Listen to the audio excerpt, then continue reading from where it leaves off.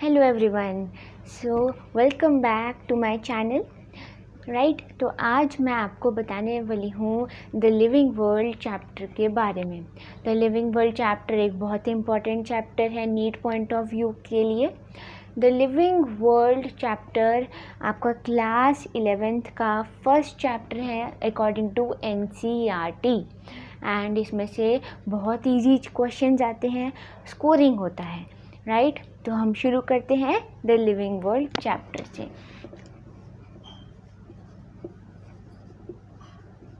The living world, तो शुरू करते हैं इसके कीवर्ड से।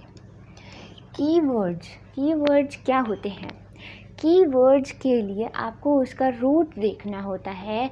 उस लाइन में, उस हेडिंग में हमारे रूट में क्या लिखा होता है।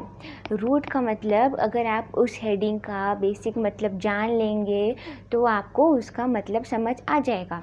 तो ये पूरे 11th-12th में आप ध्यान रखिए, पूरे अपनी स्टडीज़ में ध्यान रखिए। द लिविंग वर्ल्ड, लिविंग सबसे पहले जानते हैं कि हमारा लिविंग क्या होता है, लाइफ क्या होती है। लाइफ एक कोई ऐसी चीज़ जिसमें हमारा ग्रोथ हो रहा है, कोई इंट्रैक्शंस हो रही हैं, केमिकल इंट्रैक्शंस, मॉलिक्यूलर इंट्रैक्शंस हो रही हैं, बर्थ डेथ, मतलब दैट इज़ नॉट स्टैटिक, मतलब वो एक मूविंग में है, साइकिल में है, उसमें कुछ ना कुछ हलचल हो रही है। तो लाइफ का मतलब हम कह सकते हैं, कि हमारा ग्रोथ हो रही है, डेथ है, ग्रोथ डेथ हो रही है, हमारा एनाबॉलिज्म है, कैटाबॉलिज्म है। Anabolism is, ana means build up, cata means to cut down. Anabolism means to build up, मतलब हमारा बिल्डअप हो रहे हैं मॉलिक्यूल्स, एंड कैटाबॉलिज्म मतलब कट डाउन हो रहे हैं, मतलब यूज़ अप हो रहे हैं। तो ये, और responsiveness, consciousness, these are some indicators like of life and living beings. अगर किसी को आप लिविंग बोलोगे तो ये चीज़ें होनी चाहिए। राइट, तो अब हम जानते हैं कि एक लिविंग ऑर्गेनिज्म की बेसिक कैरेक्टरिस्टिक्स क्या होती हैं। सो अब हम जानते हैं लिविंग ऑर्गेनिज्म की बेसिक कैरेक्टरिस्टिक्स क्या हैं। अगर लिविंग ऑर्गेनिज्म किसी को हम बोलेंगे तो हम उसे क्या कैरेक्टराइज करेंगे। तो लिविंग ऑर्गेनिजम्स के लिए फर्स्ट प्रॉपर्टी हम देखें तो हमारी होती है प्रोटोप्लाज्म।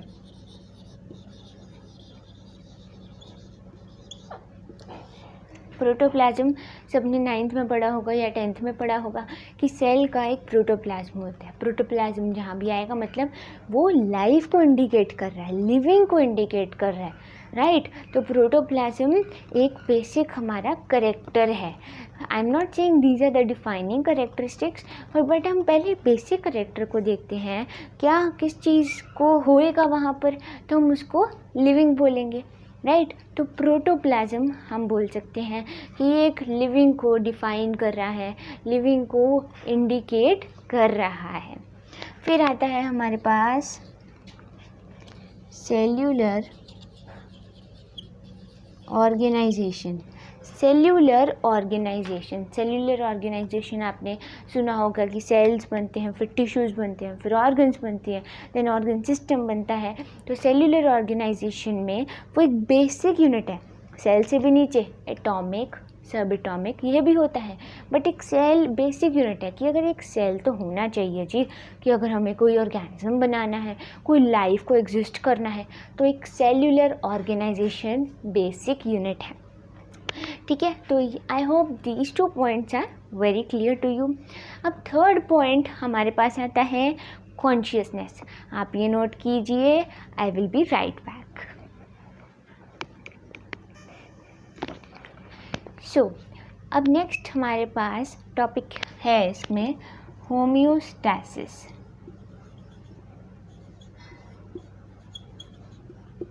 होम्योस्टैसिस मतलब जैसे कोई भी हम ह्यूमंस हैं, for example we are humans, तो हमारे बाहर जब ठंड हो रही है तो हमारा बॉडी का टेम्परेचर इतना डाउन क्यों नहीं जा रहा, वो अपने बॉडी टेम्परेचर पर ही फिक्स क्यों है?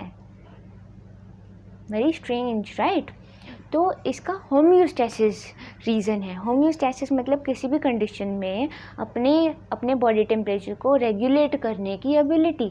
चाहे बाहर कोई भी टेम्परेचर हो, हमारे अंदर एबिलिटी है। अगर हमारे अंदर न्यूट्रिएंट्स हैं, न्यूट्रिशन है, हमें बाहर से न्यूट्रिशन मिल रहा है, then we are able to regulate body temperature and maintain equilibrium, right? कि मतलब कोई भी कंडीशन हो, हमारा पूरी स्टेट इक्विलिब्रियम में है, कोई चेंज नहीं हो रहा, कोई इफेक्ट नहीं पड़ रहा बाहर के टेम्परेचर से। Cold blooded, warm blooded animals आपने सुने होंगे। वार्म ब्लडेड जो होते हैं, we are warm blooded, birds are warm blooded. तो वो कैसे करते हैं? वो अपने बॉडी टेम्परेचर को रेगुलेट कर लेते हैं।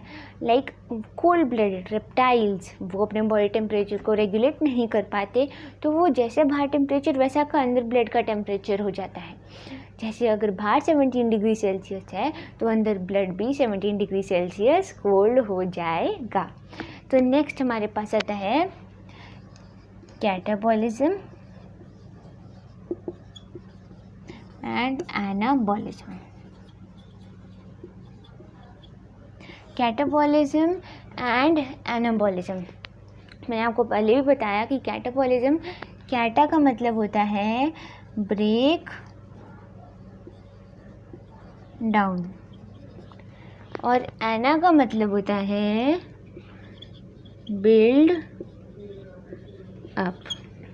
तो कैटाबॉलिज्म मतलब जैसे हम रिस्पायर करते हैं, रेस्पिरेशन में हमारा जो ग्लूकोज होता है वो कैटाबॉलिज्म में होता है, उससे एनर्जी निकलती है, वो मॉलिक्यूल टूटता है।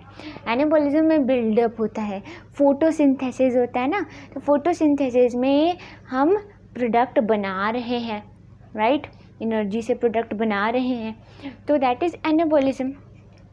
This is very clear, right? अब नेक्स्ट आता है कॉन्शियसनेस।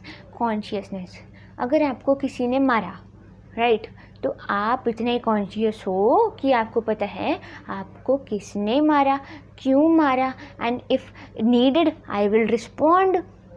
आप करोगे ना? अगर किसी ने आपको कुछ मार दिया, आपने किसी ने आपको कुछ कह दिया, then you are conscious enough कि then you will react to that person. तो ये होती है लिविंग बींग्स की एबिलिटी, कॉन्शियसनेस। ये तो चलो ह्यूमंस के लिए एग्जाम्पल हो गया, बट एक बहुत छोटा एग्जाम्पल है, जैसे म्यूसिया पुडिका, जैसे छुई मुई प्लांट होता है, उसे टच कर देते हैं तो उसमें जो गार्ड सेल्स होते हैं उसके टारगेट प्रेशर में डिफरेंस आता है और वो उसके लीव्स डाउन हो जाते हैं, राइट? जो श्रिंक से हो जाते हैं और वो फिर डाउन हो जाते हैं उसके लीव्स। तो वो एक रिस्पॉन्ड करता है एक्सटर्नल स्टिमुलस से, that is the ability of consciousness, right? This homeostasis, consciousness, catabolism, anabolism is very clear to you. अब लास्ट हमारा आता है टॉपिक ग्रोथ का।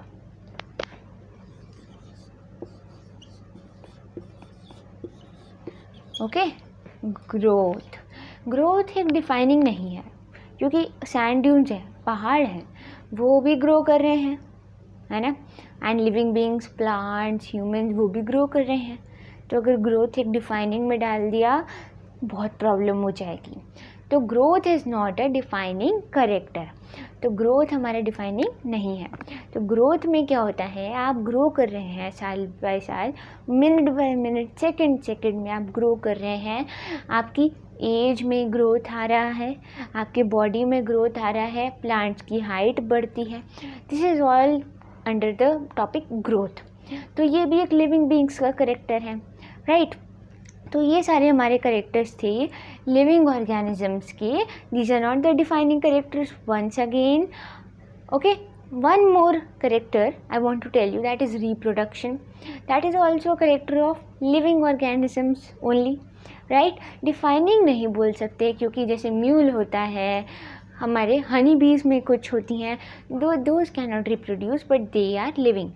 Again, that is not defining. I hope these all characters are very clear to you, and if you like this video then please like, subscribe and share, and to watch the part 2 then don't forget to subscribe and hit the bell icon. Okay, bye, keep studying.